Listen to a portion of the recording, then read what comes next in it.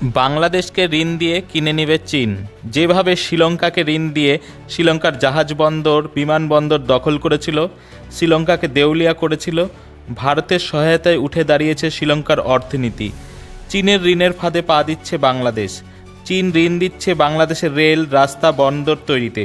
পদ্মা সেতুর পরে এবার ঢাকা থেকে যশোর পর্যন্ত রেলপথের বিস্তারের জন্য ঋণ দিচ্ছে। চীনের এক্সপোর্ট ইম্পোর্ট ব্যাংক লোন দিয়েছে। চীনের 11টি প্রাইভেট কোম্পানি $180 মিলিয়ন লোন দিয়েছে।